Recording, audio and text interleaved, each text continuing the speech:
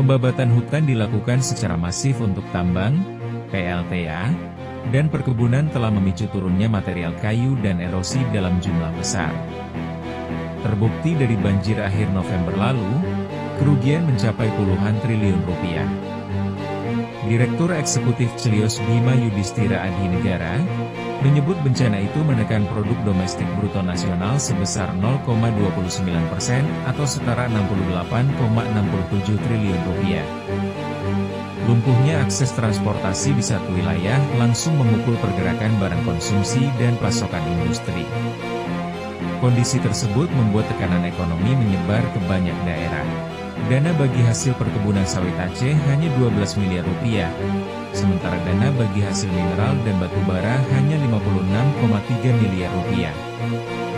Nilai tersebut sangat jauh dibanding kerugian dan kerusakan serta korban 1.000 jiwa. Kalau saya melihat ya, saat ini terus terang aja ada upaya-upaya dari oligarki atau dari sekelompok orang itu untuk menutupi kejahatan lingkungan itu dengan mereka membuat narasi-narasi bahwa itu adalah bencana alam atau bencana nasional, di mana akhir ujung-ujungnya adalah yaitu tadi nantinya negara diminta untuk melakukan penanggulangan, untuk melakukan upaya yaitu mengeluarkan anggaran. Padahal ini kejahatan lingkungan itu adalah kejahatan, kebanyakan kejahatan korporasi, kejahatan individu-individu atau kelompok-kelompok dalam golongan galian C semisal ya, atau kalau misalkan besar seperti kasus di Aceh, di Sumatera itu, saya meyakini bahwa itu ada korporasi di situ. Dan seperti kita lihat, kita sekali lagi nggak usah jauh-jauh lah. Penambangan yang ada di Mojokerto, itu di lingkungan Jawa Timur saja yang saya lihat, juga di Kediri saya lihat, di Blitar, di ya wilayah-wilayah yang memang di situ ada penambangannya, di Jombang. Itu saya lihat itu, setelah itu nggak ada reklamasi. Di Mojokerto itu, waduh, rusaknya setengah mati. Nggak ada reklamasi. Saya nggak tahu ya apa yang dimaksud dengan reklamasi menurut para pemegang amanah untuk menjaga lingkungan itu. Karena ternyata memang tidak ada. Maka kalau reklamasi tidak dilaksanakan dan terjadi bencana, nah itu untuk mengalihkannya sepertinya memang sudah ditata sedemikian rupa, nanti kalau ada bencana itu dialihkan kepada bencana alam. Ada dampak buruknya, ada kegiatannya yang berefek hukum, dalam hal ini adalah menimbulkan bencana, ya kan? Kejahatan lingkungan ini menimbulkan bencana dan menimbulkan korban seperti Sumatera saat ini, maka dengan entengnya dikatakannya bahwa itu adalah bencana alam. Aceh membutuhkan biaya 25,41 triliun rupiah. Sebab sebanyak 37.546 rumah rusak bersama fasilitas publik seperti jembatan, jalan, rumah sakit, pesantren, hingga lahan pertanian dan pemerintahan. Pemulihan sumut membutuhkan 12,8 triliun rupiah dan sumber butuh 13,52 triliun rupiah. Status bencana alam yang ada di wilayah Aceh, Sumatera Barat, Sumatera Utara itu memang menjadi sebuah status bencana karena ini terkait dengan penganggaran yang sifatnya gawat darurat. Jadi anggaran itu bisa di APBN, APBD itu bisa dilakukan dengan cepat karena ini terkait penanganan korban-korban bencana. Tetapi yang tidak boleh dilupakan adalah penyebab bencana ini. Jadi jangan pernah mengkaburkan sebuah bencana ini adalah apa penyebabnya. Apakah ini penyebab alam, apakah ini penyebab manusia, aktivitas bisnis. Untuk memastikan bahwa ini sebuah penyebab ini adalah karena pembalakan liar, karena adanya pembalakan liar yang luar biasa yang menyebabkan bencana ini dari beberapa perusahaan yang mempunyai aktivitas di sana, maka harus dipastikan ini pemerintah harus melakukan gugatan. Jadi gugatan bisa pidana, perdata, kerugian dan disebabkan pemberhentian. Jadi ada sanksi administrasi, ada sanksi pidana, ada sanksi perdata. Ini harus dilakukan. Ini tidak main-main. Jadi pemerintah daerah itu harus melakukan gugatan ke pengadilan atas penyebab bencana ini. Ini tidak main-main karena korban yang sekarang ini berapa kerugian oleh masyarakat yang tidak tahu apa-apa. Sampai meninggal, korban meninggal sampai 921, belum ada ribuan orang yang hilang, yang belum ditemukan. Ini karena penyebab ini harus segera diselesaikan, harus selesai secara hukum. Siapa yang membuat? Pemerintah daerah. Buktikan bahwa pemerintah daerah, pemerintah pusat itu tidak terlibat dalam hal ini, atau mungkin lemah dalam pengawasan soal pembalakan liar yang ada di hutan-hutan itu, yang selama ini hutan itu melindungi oleh masyarakat dan dilindungi oleh masyarakat, tapi karena adanya beradaannya pembalakan liar oleh beberapa perusahaan-perusahaan ini menjadikan akibat yang luar biasa. Lalu, perdebatan sosok yang paling bertanggung jawab atas bencana Sumatera, entah itu kerusakan ekologis atau cuaca ekstrim.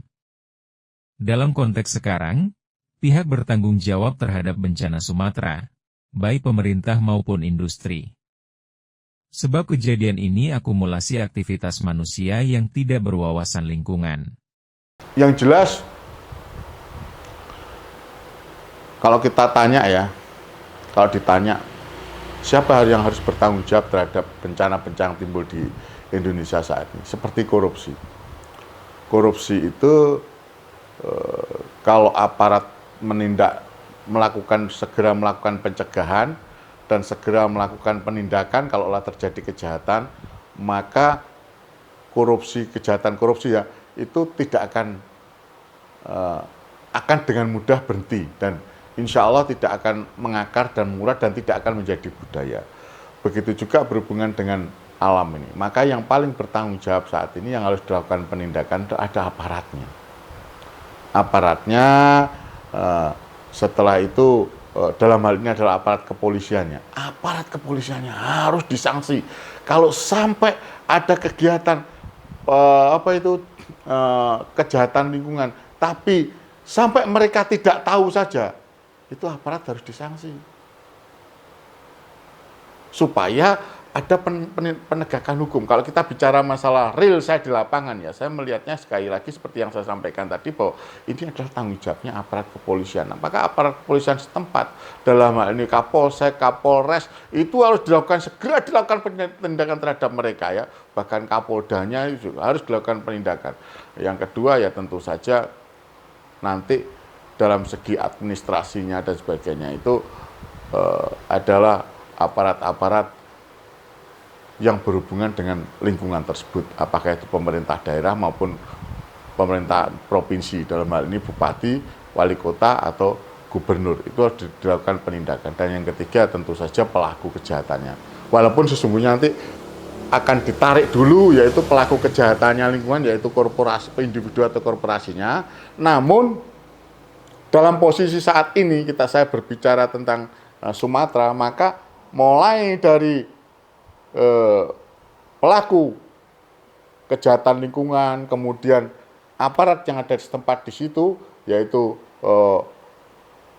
Kapolsek, Kapolres maupun Kapoldanya, dilakukan penindakan juga yang memberi izin. Itu yang saya bilang. Kerusakan lanskap di Sumatera dan Aceh bukan hanya produk kelalaian satu aktor.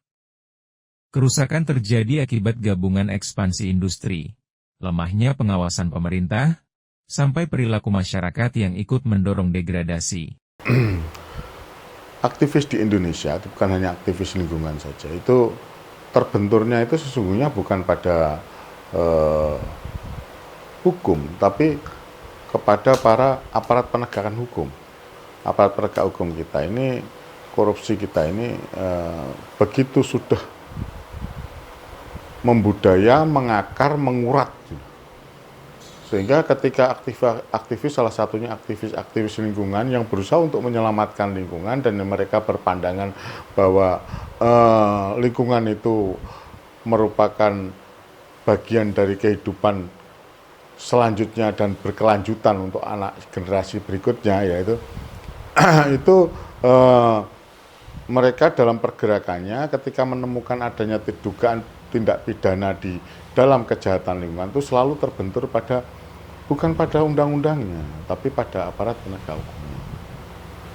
Nah, ini bisa saya temui sendiri dan saya rasakan sendiri, saya lihat sendiri ketika beberapa kali saya harus berhadapan dengan aparat yang cuek atau yang tidak menanggapi adanya kejahatan yang diberitahukan kepada mereka. Salah satu contoh yang terbaru adalah kejahatan di lingkungan di tempat kita sajalah, yaitu di Mojokerto, lingkup pertambangan di Mojokerto. Saya juga menyampaikan adanya pertambangan di Kediri kota maupun Kediri Kabupaten, di mana pertambangan itu saya lihat begitu banyak dan begitu maraknya, dan di situ tentu saja ada Bimas Polnya yang ada di bawahnya. Itu semuanya ketika disampaikan kepada aparat itu polisi dalam hal ini itu setempat itu tidak menindaklanjuti. Saya sampai pernah menyampaikan di depan Polresta Kediri.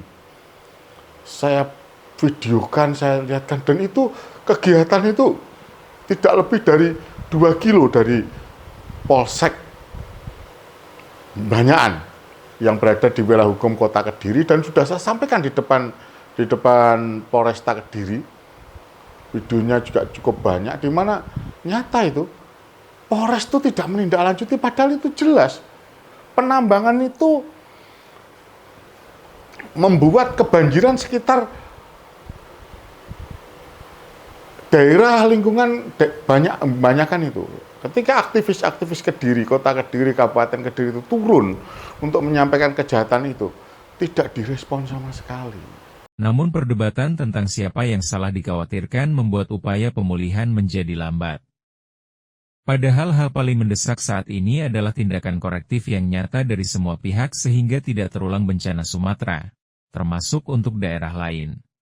Bencana alam yang terjadi di Sumatera Utara, Sumatera Barat, dan Aceh, pemerintah harus menggugat kepada perusahaan-perusahaan yang mempunyai aktivitas yang ada di wilayah bencana.